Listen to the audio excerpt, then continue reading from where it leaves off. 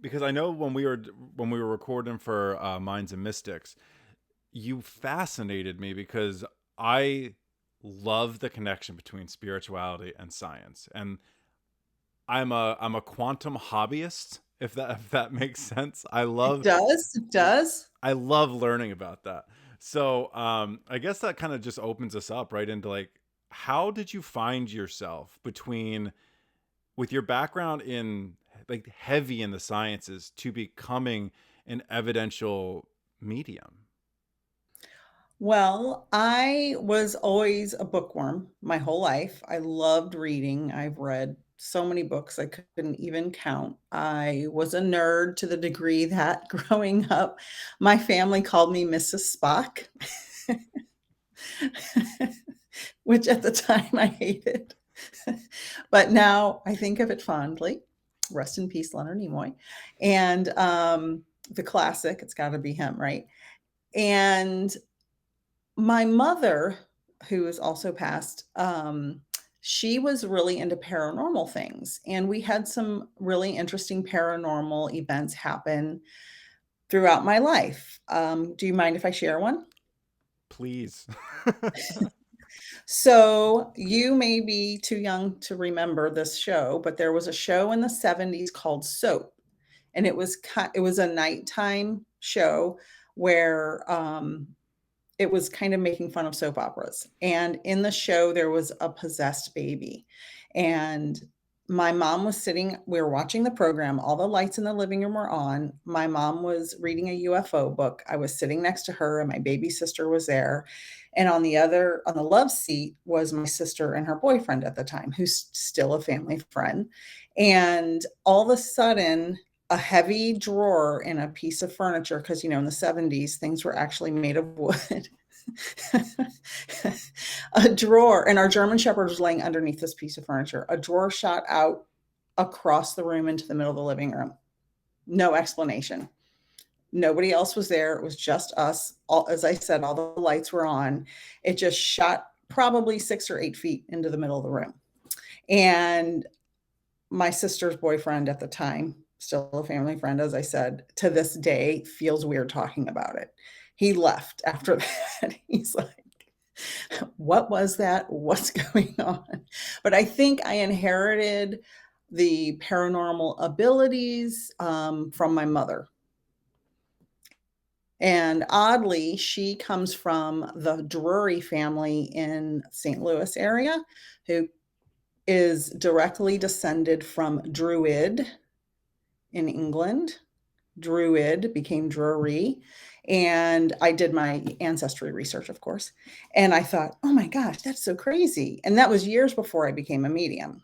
So went through high school, loved science, always loved science. Watched the 20 no, yeah, I think 25th anniversary of the Star Trek original Star Trek anniversary special and said, "Oh, you can be a scientist like for a job?" Like it hadn't occurred to me.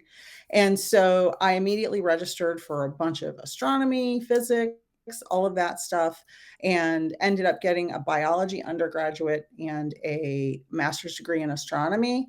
And my focus and specialty area is astrobiology of the planet Mars. So I am a subject matter expert on Mars. So, and to show you how much everybody loves my Mars stuff, I got my little astronauts on Mars snow globe here, and you can actually make it have a dust storm. My son bought me that, and my daughter-in-law. So I worked in science communication and education. I still do that part-time. And about 6 years ago, right before COVID happened, I got a phone call from a friend who said, our family friend passed away who was 25 years old. I had not seen this young man since he was a newborn. So I didn't know anything about him because I had moved across the country. I didn't know anything about him, didn't know what he looked like, anything. But in my head, I knew, um, disclaimer for illegal substances, I knew it was a drug overdose. Just the information was just in my head. And then I went a little while later that day, I went to take a nap. And within about 10 seconds, I saw him three dimensional in my head, full color, talking to me and saying, "Tell my mom I'm sorry. I didn't mean to do it." And it was so dramatic that I just sat up and it just kind of took my breath away. I didn't really know what to think. Nothing that dramatic had ever happened to me before. Um, and I talked to the mother later, a few days later, found out it was a drug overdose, told her the story of what happened, and kind of just took it as a one off. Then, about 6 months later, something very similar happened to me again, very dramatically, full color, like a little movie. When I got confirmation of what I was seeing in my head, I almost collapsed because it was so specific. And like my knees buckled, and I was standing in my kitchen, and my son sent me a picture of what I told him I saw from the lady that just passed that day that he was with that day. And he sent me the picture. It was a red heart with her name. And he goes, Mom, I just picked this up right an hour ago after she passed away from her dresser. And I thought, like, it's giving me like heart palpitations thinking about it because it was so overwhelming. Like, what's happening to me? How is this possible? So the scientist in me said, I'm going to do an experiment. If this is real, I'm going to get training and I'm going to see if I'm just making stuff up in my head or these are just coincidences. The scientific method, you have to test, test and retest, repeat, repeat, repeat. So I scoured the internet. I really didn't know what I was looking for. I found a teacher in the UK that I really liked and took several classes from her, including being certified to teach mediumship after the first several classes, and I was certified for that. And I've been a full-time medium just this year, but a professional medium for about 5 years. So yeah, it's been a wild ride, but my scientific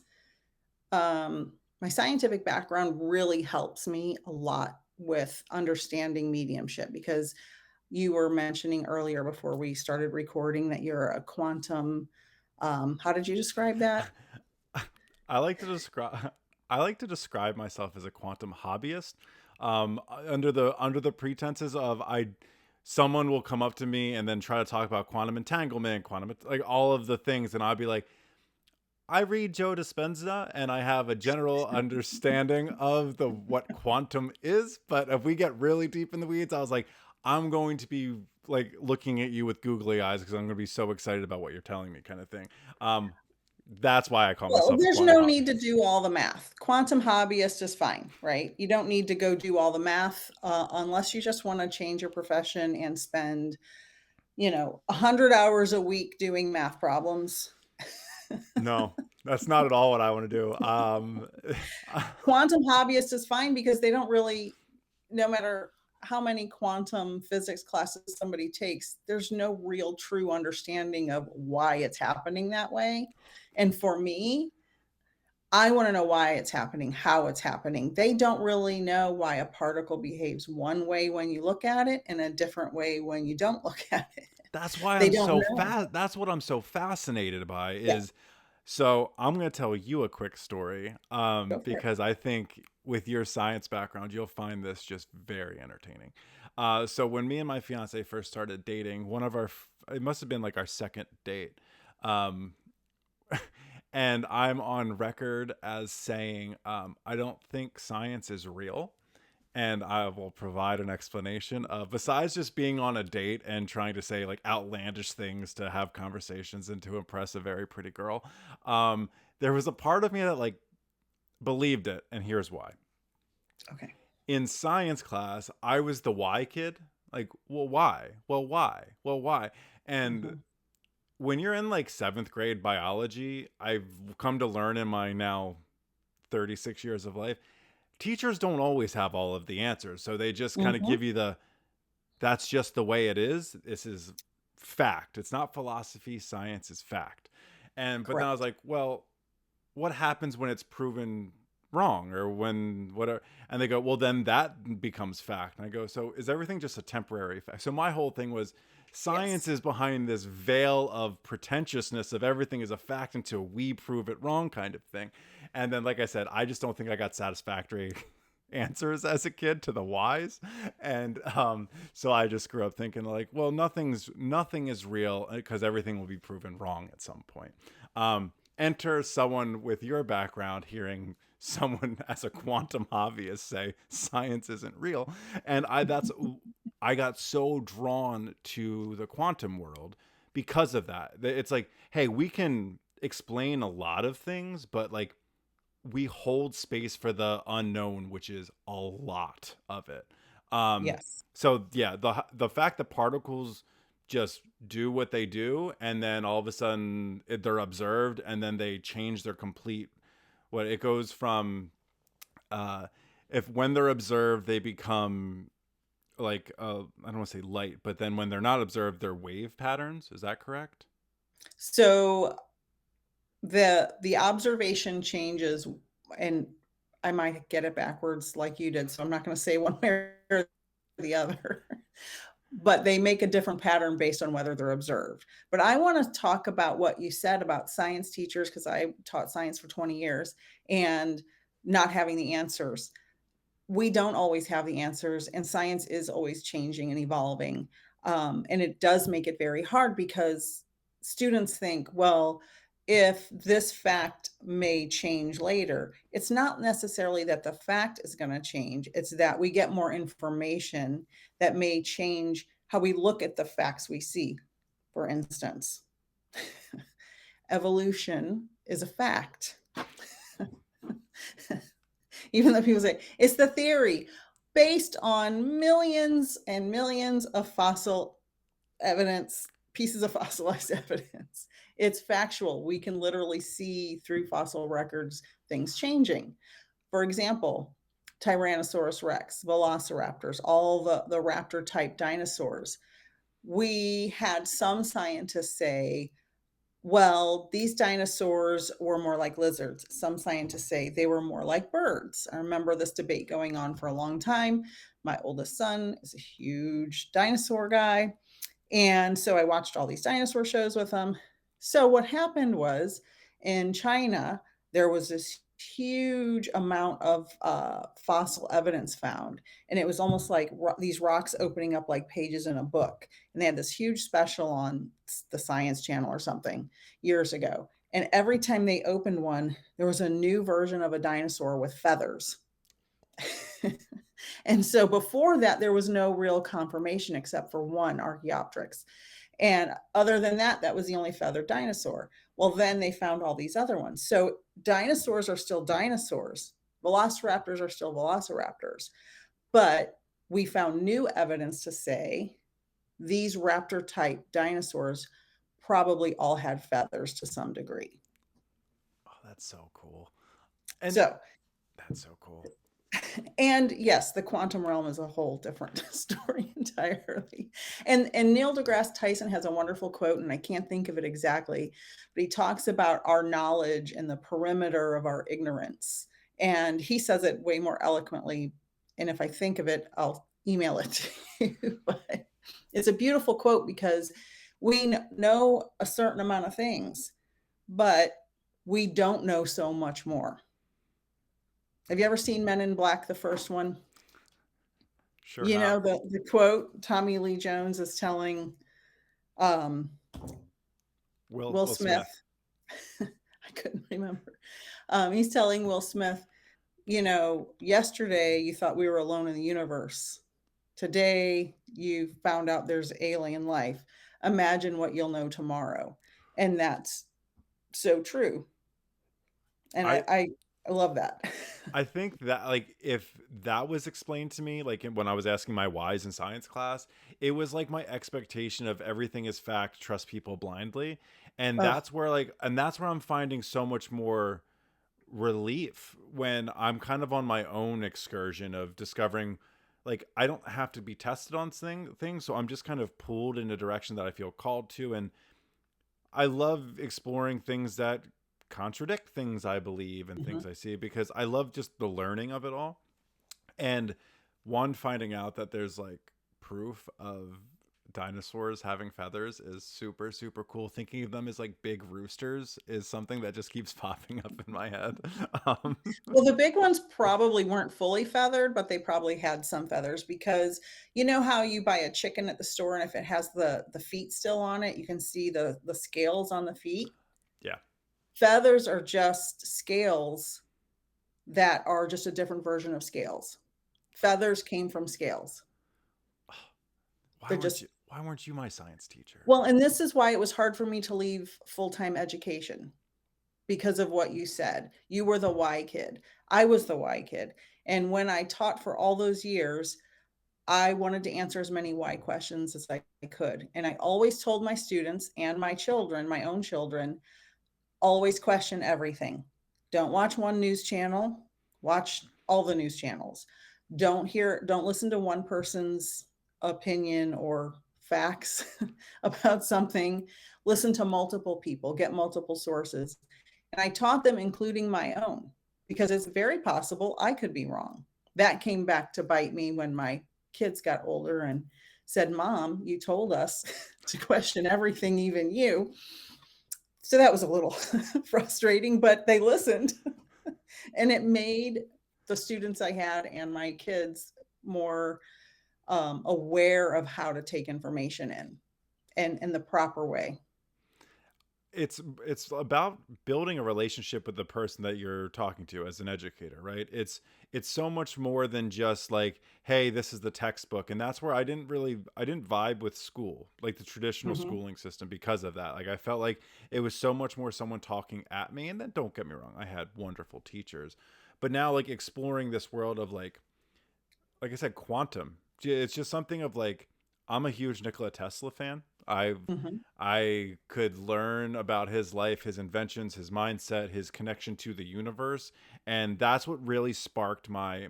I started a spiritual journey, and then Nikola Tesla entered into my life abruptly, and I was just kind of like, that's the connection I want to make, and that's like the understanding I want to have. If I'm gonna believe in all the woo woo stuff, I need to at least satisfy my quench my thirst for the stuff that I'm kind of like, okay, that feels good now. And I think that's what I'm learning, is a forever process of quenching, because you keep moving for or evolving spiral staircase kind of situation, and then you feel like you fall 10 floors down to start climbing again. And what I've learned is, like what you were talking about, like, prove me right, prove me wrong, just prove me something. And mhm. that's where, like, the infinite possibilities type thing, and then the quantum, and you're a magnet, that Newton's atom was kind of a lie to us, or Newton's kind of like the way the atoms circulated around the nucleus was just at that time, that's how it was. And now, through like understanding, now there's a quantum field around a nucleus that acts more as an electromagnetic field, attracting things to it, and from infinite possibilities. Once again, that is my interpretation of my readings as a hobbyist. But like, I'm finding that to be so much more relatable to the now how I live my life. Is I want to broadcast a frequency instead of, you know, trying to just bull rush through everything. It's like, no, if you want to achieve something, you be something, and it's then attracted to you, and kind of that way. That's why I love the quantum, is because it, in a world that doesn't make sense, I feel much more comfortable that people don't admit to knowing all of the answers, and I go, I can explore with you, kind of thing, Right, you know. right. And the great thing about the quantum field is it's all interconnected with every single thing in the universe. And as somebody with an astronomy degree, master's degree, that makes me so happy because it combines my science education with my mediumship practice. Because when I can prove, and on my social media, I have playlists of science proves mediumship is real. I'm always trying to prove the science backs up mediumship. If everything wasn't interconnected, we could not communicate with our loved ones in spirit. We couldn't do it. And the quantum world makes that possible. The interconnectedness, my belief is our soul is an orb of energy, if you will. It can, people describe them to be different colors, um, different frequencies. You know, it's all about frequency, like you're saying. You want to be around negative people or positive people. The different frequencies, you kind of attract that different frequency. So if you're always keeping, you know, very harsh television programs on about negative things and dramatic, awful things versus, you know, I don't know, playing flute music or something. I don't know, something more pleasant. I know that's a goofy example, but it changes the frequency, what you take in um, on social media. You know, I get election fever, so I've been paying attention to news a little more recently, and it has made me sad, just the world, you know, because I'm watching more news than I normally do. Because I had when I started my mediumship practice, I had to step away from a lot of negativity to keep my frequency higher, and so I'm trying to navigate through that, but still stay aware of current events. Um, but the quantum connection to our soul doesn't isn't connected to our body. It temporarily resides in our body. So that orb of energy resides in our body. When our body no longer functions, that orb of energy is released from our body.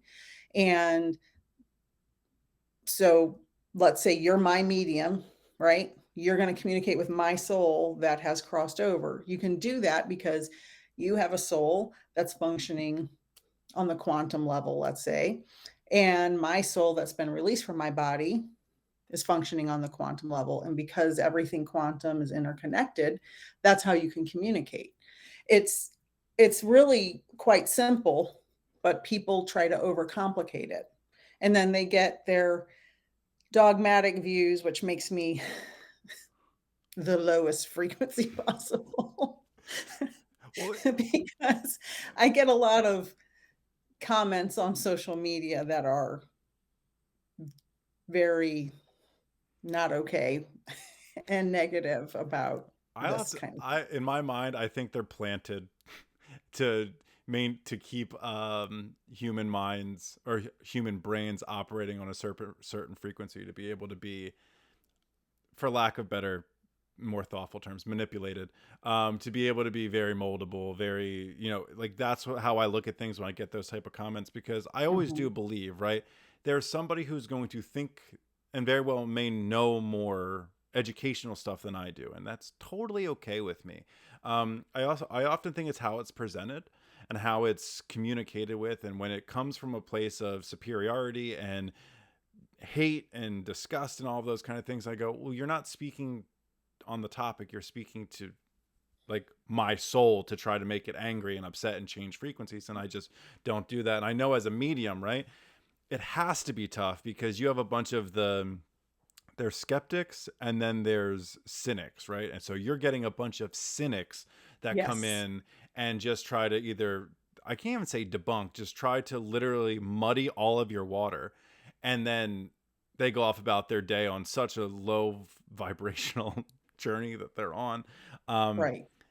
so i I find it tough to have anything to say with somebody who has a master's degree in astrophysics. You right, astrophysics, It's astronomy. astronomy. Sorry, Mhm. astronomy, and then also be an evidential medium. And like, if there's anyone that's gonna call bullshit on the mediumship stuff, I feel like it would be you, because you have the background of it.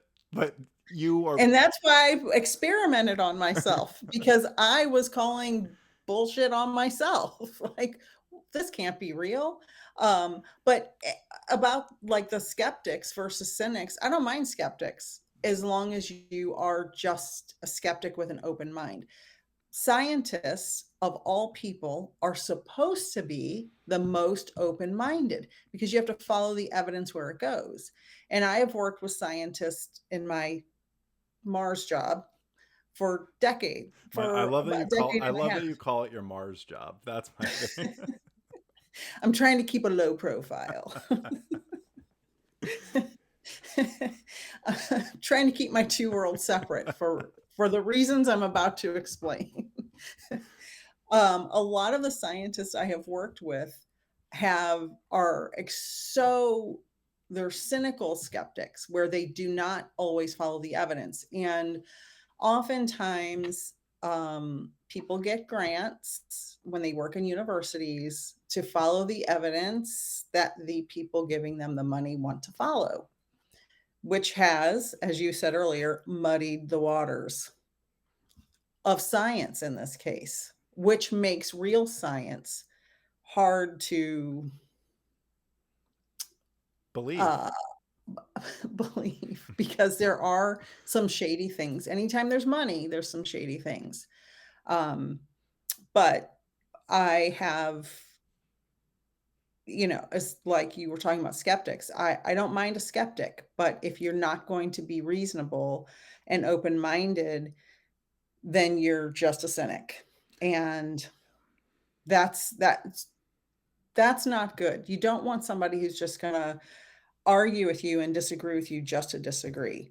Um, Shermer, I think, is the guy who does the Skeptical Inquirer. You know him? I think his I name's know the Shermer. name. Um, he's every time I've seen him be a skeptic on any because he used to run, I think, the Skeptical Inquirer, which was like a physical magazine I used to get in the mail when I was studying science originally years ago. And because I like to see both sides, right? I got UFO magazines and the Skeptical Inquirer. I want to keep it, you know, both sides all the time. But he's just so negative and so without information, he just has his opinion and his skepticism without having any backup information or even trying. And the people who respond to like us on social media with negative things, I think half of them are bots. The other half, I just say, bless your heart. You must need a hug because why are you sitting here saying negative things to a person you don't know? And Uh, you don't even know what I'm talking about. You're just saying terrible things to people. I And one of my go-to responses, if I don't put it in the comments, I say to my head, I go, "That's an angry little elf." Like yeah, exactly. Exactly. You must be from the South Pole. so then I have a question for you. If right, because I guess this is in the simplest of terms. Like if you, I don't want to, because I don't want to come from a debate side. I want to be like, what would your explanation be of the I think you kind of touched on it, but the explanation between here's the connection between science, energy, frequency, vibration, stuff that we can see, track, we can do all this stuff, to spirit, universe, consciousness, whatever you at home are watching or listening identify this as. What is, I know you said energy, but if you were to explain it to a layman like myself, this is why science and consciousness are connected. How would you explain that? Okay, everything in the universe started as energy. The universe had no matter when it started. So every particle in a hydrogen atom, which is usually just a proton and an electron, because it doesn't need a neutron normally, is at the subatomic level, the lowest level. That was energy. If you take energy in a machine in a science lab, you can squeeze energy together and make a particle. Okay. When you take that energy apart, excuse me, when you take that particle apart, you release energy. If you saw Oppenheimer, that's what they were doing. I don't want to say the bad stuff, but you blow big boom happens when you take apart atoms, right? It's very destructive. So imagine all that energy is compacted into these atoms. It's just squished in there. Now, we are made of atoms. The atoms in our body came from stars. It's going to make me cry because it's so beautiful. Came from stars that exploded billions of years ago. All the atoms in our body, except for a little bit of hydrogen, which came from the beginning of the universe, all the atoms in our body came from exploded stars, because that is the only way we got atoms heavier than helium. And most helium is made in stars. Stars fuse all the hydrogen to make helium, lithium, beryllium, carbon, da da da da da, all the way to iron. So iron is the end of the fusion line. So all the iron in your blood literally came from a star that exploded billions of years ago. Can I ask? This might be a very complicated three-letter question, but how? Okay, it's called stellar nucleosynthesis. So stars are only made of hydrogen. So the beginning of the universe was just energy.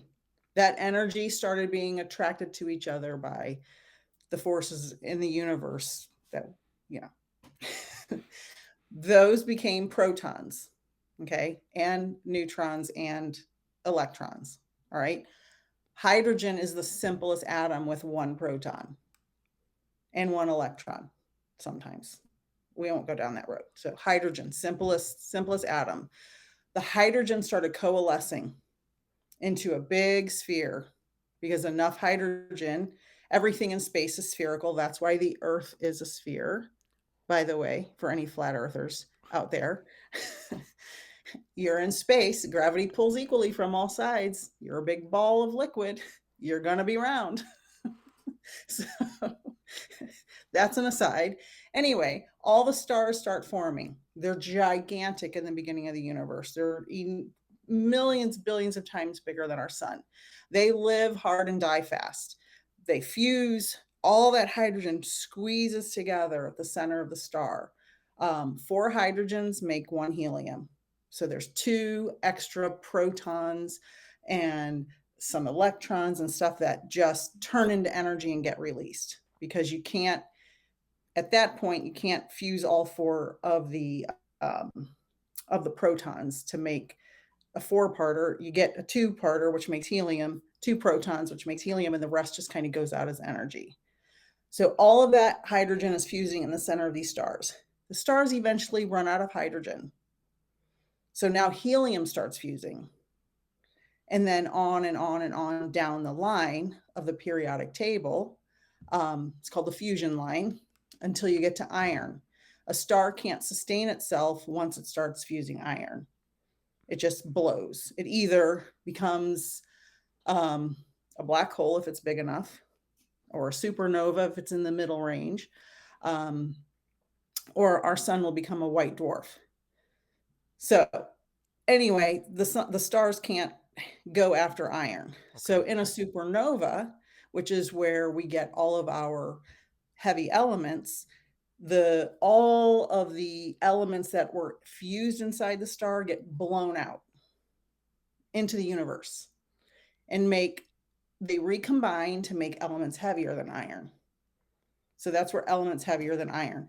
The explosion's so fast and so hard that those atoms run into each other and fuse. That's why the heavy elements are so much more rare. Okay, now we have these big clouds of gas and atoms all over the universe because the stars are exploding, and that coalesces into new clouds of gas and dust and particles. Those make new stars. We actually can see this on video. You can look at telescopes, see this happening now. You can see these newborn stars and newborn planets forming around them. So the star forms, and then you can see a disk of gas and dust. And you can actually, in some of the pictures, see lanes where planets are forming, and they're clearing the dust. So we came from that whole process.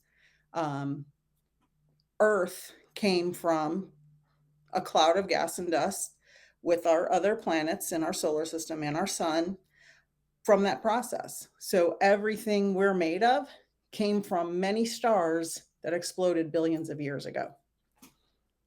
And I'm stuck here worrying about money. I know.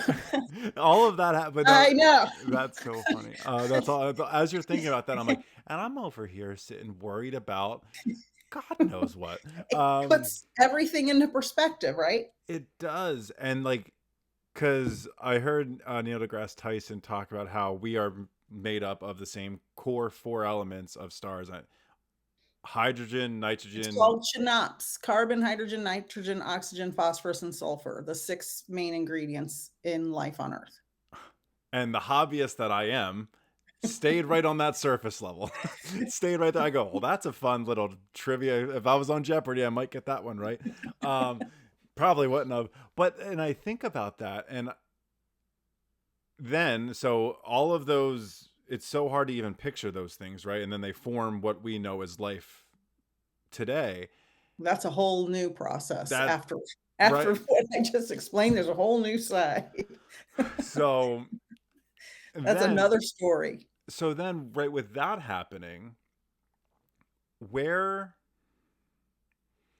does Did quant consciousness come from? yes, so all of that literal what feels like magic and beauty is happening, and Yes. like nothing, like the macro of macro levels of everything happening right now, where what role does consciousness play, or where does consciousness fit into that? So some people believe, and I sort of teeter on this belief most of the time. My beliefs kind of shift and change based on experience and information. That the universe is consciousness itself. The universe is God. The universe is the collective consciousness. And that's because of the quantum stuff, right? So then what would If we say the universe is? So for a definition purpose, right, what would we define the universe as? the universe, every star, every galaxy, every planet, every nebula, every particle, everything Everything. Okay. from end to end. It's like 93 billion light years across or something. Like it's enormous. We'll never get to the edge of it for sure. It's too big for our little minds. But yes, I mean the universe, the whole universe.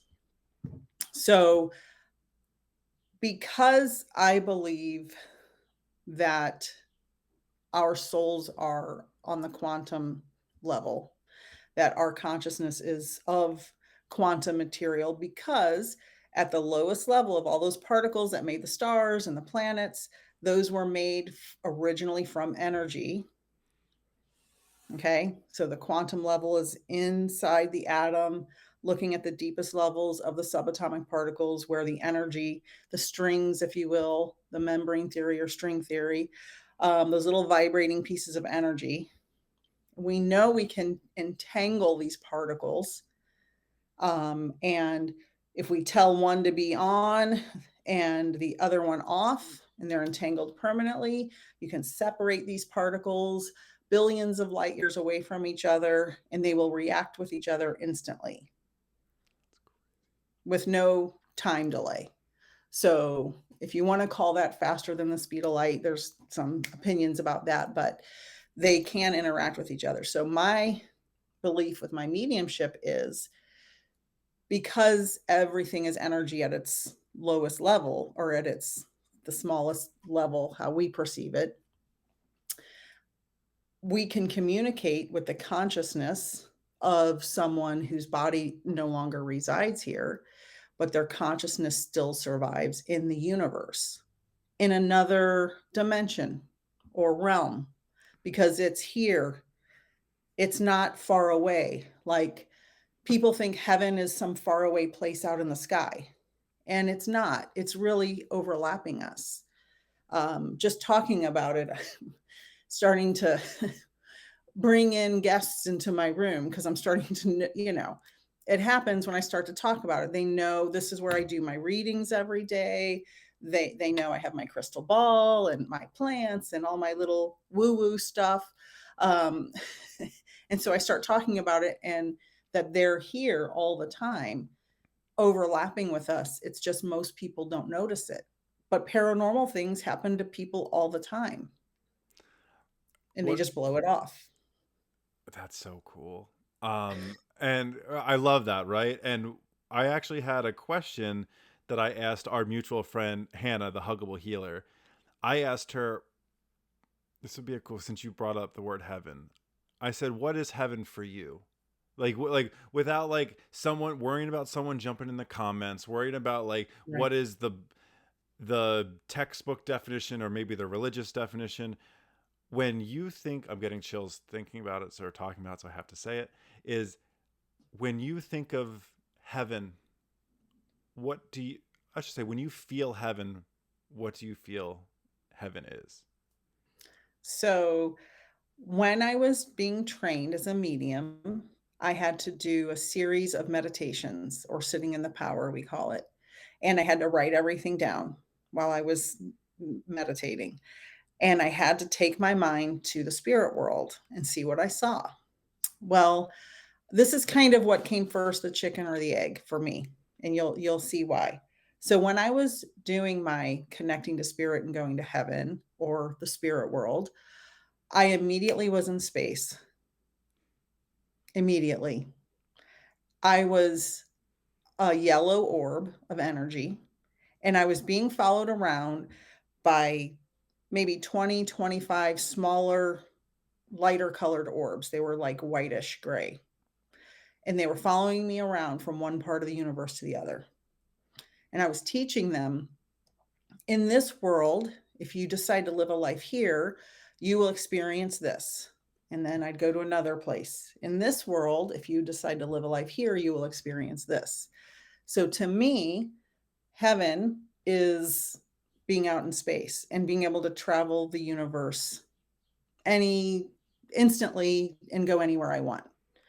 That's what I experience. And also be with anybody I want to be with at any time. But I felt very much in these meditations like I had a job and a purpose. And that was teaching, which was funny because I was already a teacher at the time, and being out in the universe and taking these young souls from place to place and telling them about these different places. Now, the chicken and the egg. Did I go to space because I already studied space? Or did I study space because that's what I was already doing before? What do you feel? I feel like I studied space because I was compelled to do so because of my lives between lives. That's my feeling. That's beautiful. Did you ever read Journey of Souls by Dr. Michael Newton? This book that That I one. keep on my desk to show to every client I have. Because as you explained that, that was That's my, why I keep it here because I had to get it off my shelf every day. And I'm like, I'm just going to leave it on my desk. it was my first. So I started my spiritual journey through my mental health took me to my consciousness, spirituality journey, like I said, whatever anybody wants to call it. And that was the first book I read. And when you were explaining that, I forget the term he uses in there, but it's talking about like ascended masters or something. Like there's like levels to this. So like it Right. sounded like you're, because there's no hierarchy, like one's better. Right. I was just going to say, he explains the hierarchy we perceive is very different from what is there. There is a hierarchy, but it's not an ego based one like we Yes. believe. It was so it, I, from if I now this is gonna make me want to read it again, which I probably should. It's kind of like you're a teacher there. People come to you and you kind of do like a post life review when we talk about the lessons you learned, what happened, rooms for improvement, and stuff like that. And that's your role. What's really cool about this, because my interpretation through the book was that these souls don't typically come back and reincarnate on Earth. I thought like once you've kind of hit that ascension to that level of consciousness, spiritness, I don't know. That's kind of like now I'm just the mentor, kind of a helper, a teacher. But what I love about that is thinking that part of that energy, since we are energy, can't be Created destroyed or nor destroyed. created. Yep.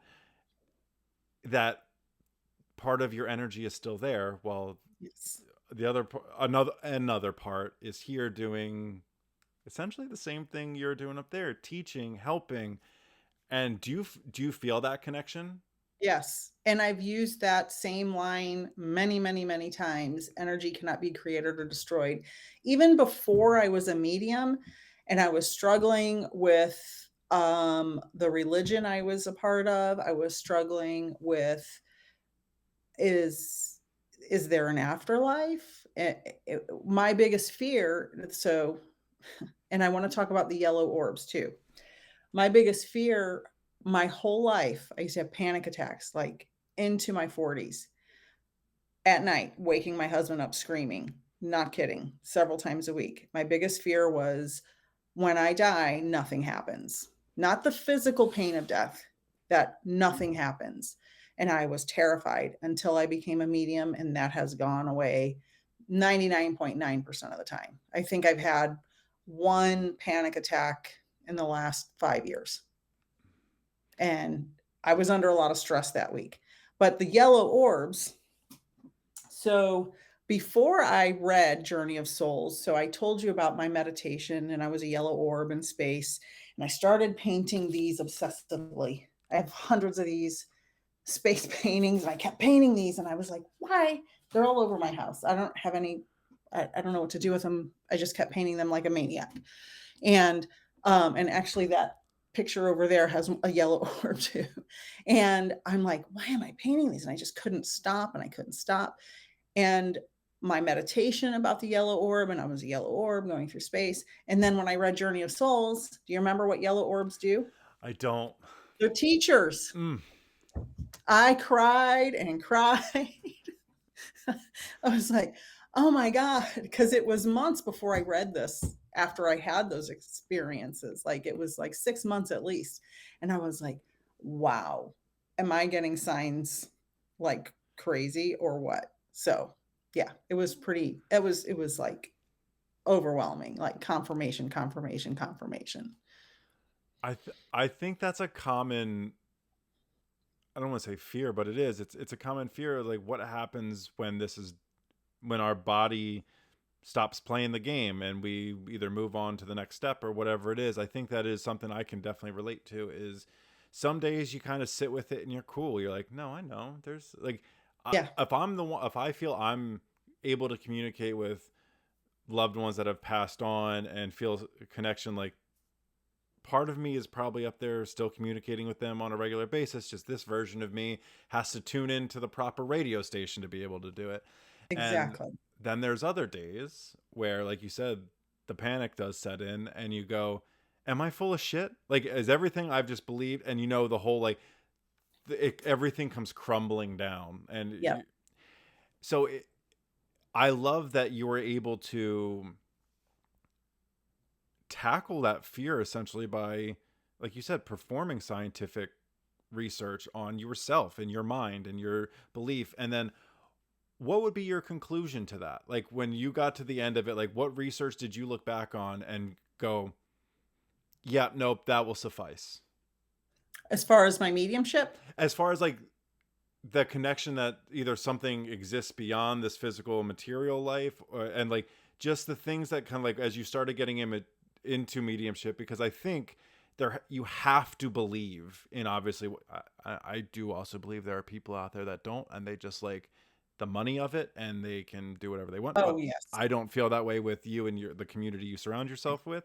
um so like I feel that there had to be a moment where like it either clicked for you or obviously a series of events that provided that belief.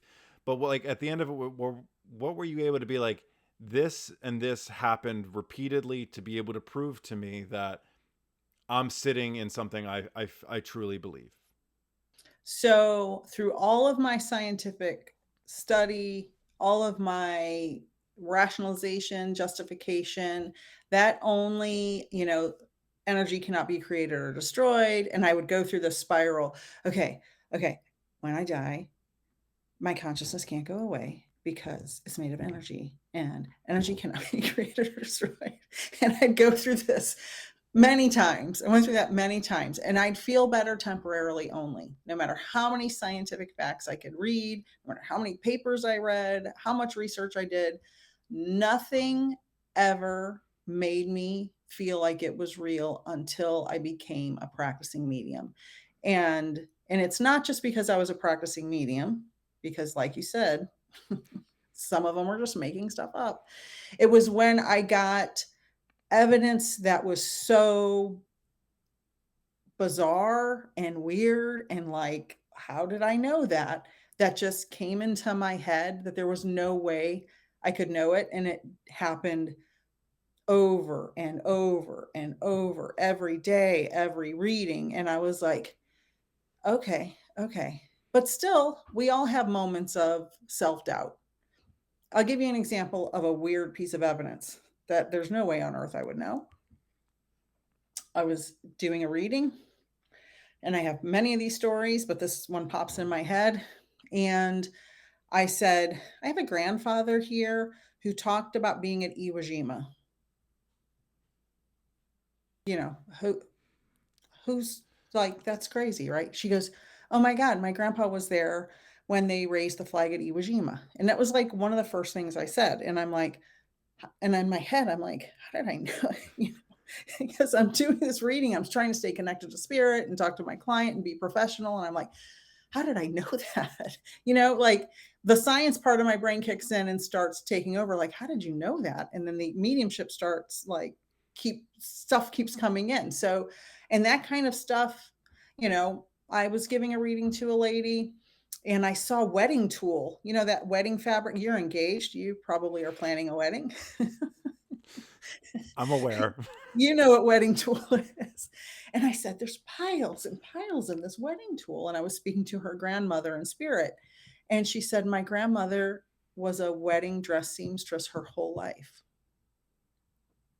You know, nobody's posting about grandma's wedding dress business on their Facebook page. You know, it's not, there's no reason I should know that or could guess that. You know, there's not. Like there weren't a lot of our soldiers at Iwo Jima. Like there weren't like a million people there. You know? And even if there was, that's still a small number, not knowing how old your sitter was and like those kind of like it once again the logical mind, it tries to come Yeah. in and solve all of the problems instead of just being like, "Hey, you have a connection here. That's the explanation." Like Like sometimes I'll tell my clients, oh, you had a really close relationship with your grandmother and blah, blah, blah. And they were so nice. And I feel like they kind of give me the side eye, and I'll remind them, not everybody had that. I had two very mean grandmothers that I was not close to either of them at all. Spent very little time with either of them. So if a medium told me that I had a good relationship with my grandma, I'd be like, yeah, I want my money back. You know, because you know, because every family dynamic is different. and in my experience of being able to, sit with you guys, work with you guys, like my observation as once again like a sitter and just having kind of like a front row seat and being able to see what you guys do and how like the sausage is made essentially is what I've learned is like there's like a warm up to it too. It's not like sometimes everything come in all at once, but like you might be saying you had a close relationship with your grandma and they might say no, and that's just as important as them saying yes because it's helping you start to filter through things and start clearing up like whatever. I always think of it as like when sometimes when you first pour like, well, we'll just use soda, right? And it's all fizzy, like, and then it Mhm. starts to settle down. Like I feel like just like an athlete or anything, like you guys have to settle into a reading. You guys have to Yes. warm up essentially. So, yeah, a lot of times we do, and it depends, like, also what were we doing earlier in that day. Like, I always come in my office an hour before my readings because I usually do a bunch in a row. I come in, I do my meditation, you know, I do my little, you know, put my makeup on and blah, blah, blah. And some readings will start and I'll get 20 pieces of evidence immediately. It's like the person sitting here talking to me, and it's great. And I love it. But then the next reading, I have to warm up, even though I just did a reading, because not every spirit communicates clearly. And it might just be with me. They could go to another medium and have a totally different experience because I have my frequency, they have their frequency, and the sitter has their frequency too. Um, Sometimes a sitter's really nervous, and then it makes me nervous because I can feel that, and I'm like, "Oh, no. I don't wanna disappoint." My biggest fear is disappointing my client. That's my biggest fear. So I get, like, I block myself or sabotage myself sometimes because I'm so worried that I'm gonna do a bad reading, and I don't wanna do that. I always wanna make my clients feel better at the end of every reading than when they got to my reading. Mm. So that's my goal. That's one thing I just noticed because I actually do my mental health coaching. A couple of my clients are mediums, and that's something that pops up all the time. Is the the worry of letting people down, all of that, all of the stuff, right? Because people come in with expectations, just like Mhm. people come to me, they have expectations. And the one thing I've loved in this journey, I never thought in my wildest dreams as a mental health coach I would be sitting with and working with mediums. Just never would I have ever drawn. I didn't think that was on Ben Myers's bingo card I for know, this I didn't lifetime. think being a medium was on my Nicole's bingo card either, like, no. It's wild, and what I've come to learn, what's so cool, is I find my connection with you guys, right, is the 5D. We'll call the 5D is the fifth dimension and stuff like that. Mhm. But we're still in and operating these physical bodies down here in the 3D. And Unfortunately. remembering that that 3D body of yours and brain of yours is still in the room to give the reading, so it's still going to have those worries of Yes. people pleasing, of am I good enough, self-worth, the judgment, the guilt if I don't get something right, kind of thing. And you spend so much time, or maybe not, I like what's so cool about being able to talk with you about this is you have a pretty even break between the 3D and five.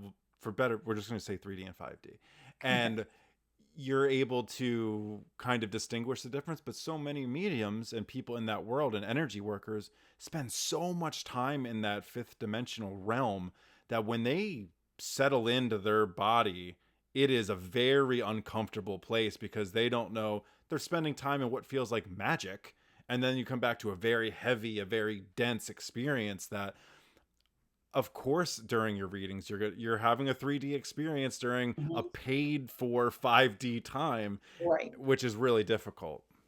You know, I I've contemplated exactly what you're saying on many levels.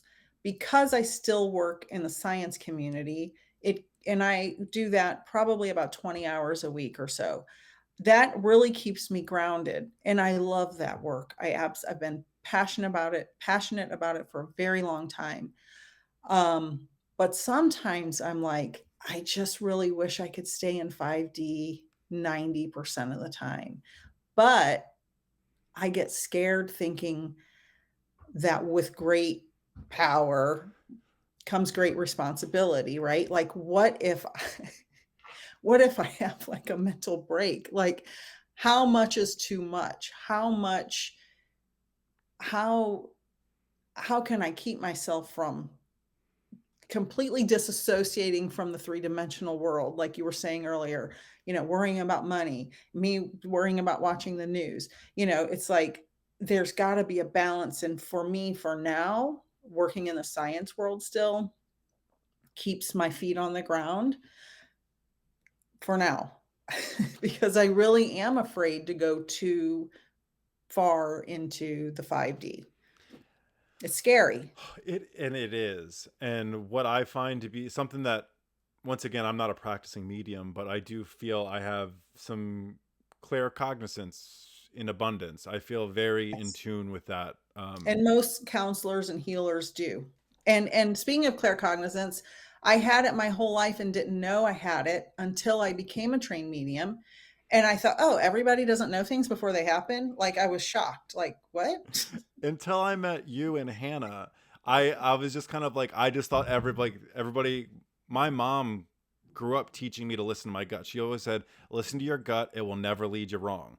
And as a kid, that just stuck with me. So when weird stuff was happening and I was in places I shouldn't be, I was very in tune. I was like, "Oh, that's what she's talking about." And as that relates to like the 5D and the 3D stuff, it's really hard to remember that as much as a lot of us want to kind of escape the 3D world a lot, that Mhm. we're still here. Like, and having those practices and those grounding techniques to stay here. But like you said, there's the split. How can I stay in here so much that I Yeah. don't just start floating away? And as my panic attacks, they derealization and disassociation were heavy hitters where I could be Mhm. sitting at my desk and I in my mind I go, I know I'm at my desk, but it all feels like I am sitting over in Sweden on a completely different place. I'm like, this isn't my home. This isn't where I live. And so like that disassociation can be really real. So like you said, as a medium, what is that balance? And maybe you got into the sciences of it to keep you grounded and to keep you from floating away on this Me on this yeah. trip. Yeah, I think there's something to that because it would be very easy to float away, because it's hard because, part of mediumship is counseling. I'm not a professional therapist. I'm not a licensed life coach, but there is an element which is clear in the disclaimer in all my bookings. So for anybody wondering, it's clear that. Um, I get people who are depressed, clinically depressed, people who have suicidal ideations. And it's hard to navigate that when I know everything in the spirit world is beautiful and wonderful. And it's really hard to convince people, yeah, you got to stay here. Mm. It's hard to balance that because we are meant to stay here and live our full natural life. But when you get to the spirit world, when it's your natural time, Mm. it will be beautiful and wonderful, but it is a very hard, and from what you're saying, you suffer from panic attacks. I've suffered from panic attacks, depression, trauma. I think most people who have a past of trauma and abuse end up being healers or traumatizing others. I'm glad I'm on this side. But it's really hard to convince someone, yeah, you need to stay here when they're in the depths of something I know I've experienced. Mm. Oh, that's so well said. And there's this weird line, right, of us as healers in our own modalities want to put the cape on and save people Yes. and realizing that that's not the lesson. It's helping people learn how to serve and help themselves and being more of a teammate, more of a partner, more of a support system. And I think through communications and just energy exchanges in general, because you can provide support by simply just being in the same room with someone feels Mhm, safe with you, kind of thing. I think that's a lot to do, like you were mentioning with your readings, is they could go to another reading and have a connection, an energetic. You may have just been kind of a chess piece to get them to there and have that experience and to build that mhm. trust. And because what on my quantum hobbyist journey, I've stumbled upon the world of time is an illusion and all time exists at once. And it Yes. on certain days I sit with it better, and on certain days I go, what? And so when we say like the present moment is all we have, the whole idea of like time and space and understanding that things exist beyond time and space and that everything is happening all at once. It's called the block universe theory. I Oops, made videos about it on TikTok. I have a whole I'm and gonna that's another thing that science and mediumship agree upon that I don't think science knows that they agree with mediums on. That there's no time in the universe in science and in mediumship. And you were mentioning earlier about your teachers, and I wanted to add something that you were saying about being in class and asking teacher a lot of questions. I learned after the first few years of teaching that students, and I read this in some book somewhere, I don't know where, Students remember 90% of the way you made them feel in your class, not what they learned in your class. And so that once I read that, it really hit me. And I've used that in my mediumship too, and in my daily life. Like, I want to always leave people with a good energy, Mm. no matter what it is. I want them to feel safe and free to be themselves and express themselves. I had some experiences in my life where I was around people who were judgmental of everything. I'm sure we've all experienced that, and want you to be something different than you are, and have that perspective of you. Everybody, I read this, I don't know if it was Eckhart Tolle or Don Miguel Ruiz, one of those books. Um, every person has a version of you in their head that's different. 100 people have 100 versions of Ben, but none of them are Ben. You only know Ben.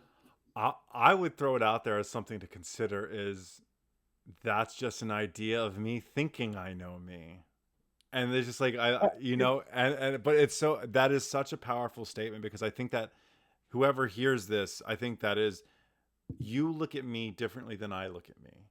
We look mhm, at so and so completely different. Well, we might agree on things about the person, but it's so true. So remembering we're not trying to appeal to everybody. We're just trying to tune in with what feels right for us. And like we go all the way back to the magnetic thing. Then we're going to attract the things that are yes. at that same frequency or close to it. Mhm. And it's hard when you realize people in your life, and because you counsel people in our lives aren't perceiving the best version of us. They're perceiving something from maybe 30 years ago or 20 years ago, and they stick with that thought forever. And that can, the frequency, sometimes you're like, you know what, this frequency, bad, good, or indifferent, you just stay over here. I'm going to stay over here. It's that natural And repelling, right? And I think that's what people, that's the gut. It's understanding, like, why do I feel a push from this? Why do I feel, and it's just like, remember, like, no matter what they say, what they do, remember that feeling. And a lot of what my coaching and my conversations are is really helping people change their perspective of themselves because the way they view themselves is in a light in which they match the feelings they're feeling. So mhm, a lot of the calls, yeah, are deep and they're heavy and we talk about the specifics of what they go through, but a lot of it really is helping them see what I see and offering it as something to consider for themselves. Like, hey, you're like this progress, you've done this, we're celebrating this. Like some calls, we spend an hour celebrating the things we did because that's just as important as talking about the trauma and the thing. Because mhm. you have to, Dr. Joe Dispenza, I'm I reading love him. how I to, I love think him. I'm reading How to Change Your Mind or what, I can't Yeah, remember. yeah. I know It's Shylock. it's awesome. And Yeah, but he's we're great. you're deconditioning years and years of your body and subconscious mind doing the things it has been doing and you've been telling it. So you have to And that completely other people have been telling you. oh my gosh, that's so important to hear. Yeah, Uh, because I can tell you this, I've been married for 28 years, and, marriage is, you'll find out. It's a bumpy ride sometimes, right? Sometimes it's amazing, sometimes at 28 years, it's bumpy, right? But, anyway, sometimes I'll tell my husband something that's a compliment about how wonderful he is because he has so many wonderful, amazing talents. He's so good with people. He's been an educator and a school administrator for a very long time, couple decades, and he's so wonderful. And I'll give him this a compliment, and then I realize from his response, no one's ever told him that. He's not aware of that. And so it's like, wow, his family of origin wasn't really supporting him emotionally mhm. in the way he needed to be, which, it's kind of heartbreaking.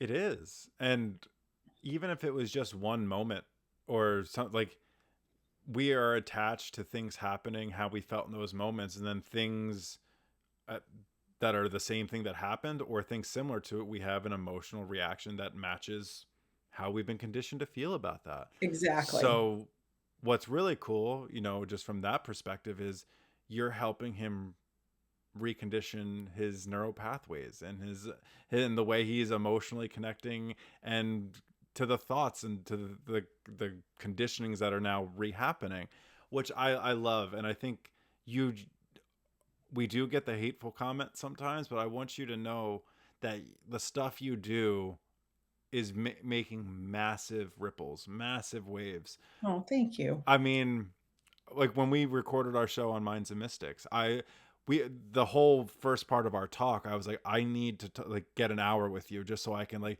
hear more about what's going on in your brain and in your mind and your perspective. Because I mean, we're already at an hour and 10 minutes in, and I was like, I could talk to you like the whole concept of time. I want to like Nik, will you?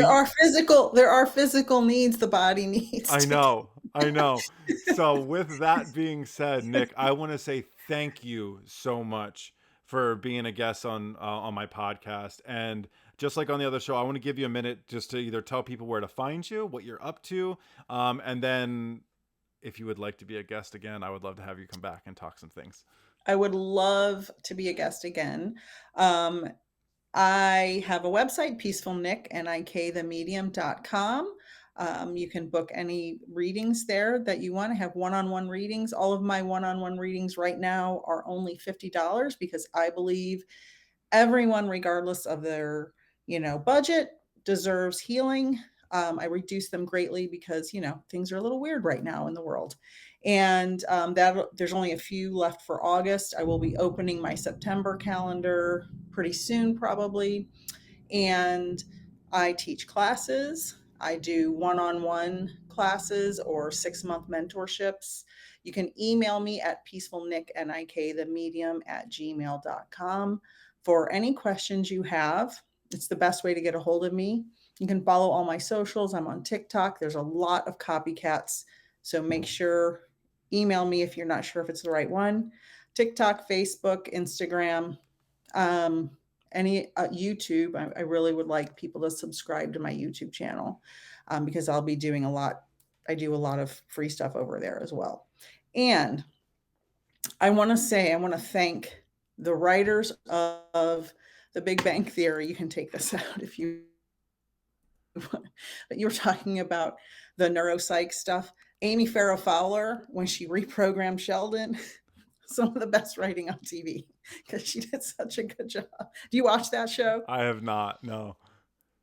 Oh my God, it's so good. It's a bunch of scientists, and over the years, they develop different relationships with different people. And Amy Farrah Fowler is Mayim Bialik, the actress, who actually is a neuroscientist, and she plays one in the show. And the main character is on the spectrum. He's like super genius and he has terrible social skills, and she kind of reprograms him through several seasons. It's awesome. That's so cool. Yeah. Oh, that is awesome. And what I'll do I'm gonna link all your socials and stuff like that below Okay. as well. So just so if I'll make sure, obviously we follow each other, so I'll make sure that they're the right ones. So if you have any questions and you want to follow Nik, I highly recommend it. Peaceful Nik the Medium. Thank you so much. I Thank you, am man. so grateful for you, and I look forward to watching you grow and bloom. And thank you so much for all you do for the community. Thank you for having me on, and I look forward to our next meeting. Awesome. I will catch you later. Everybody else, have a wonderful day. Send you love. Take care. Bye bye. Bye.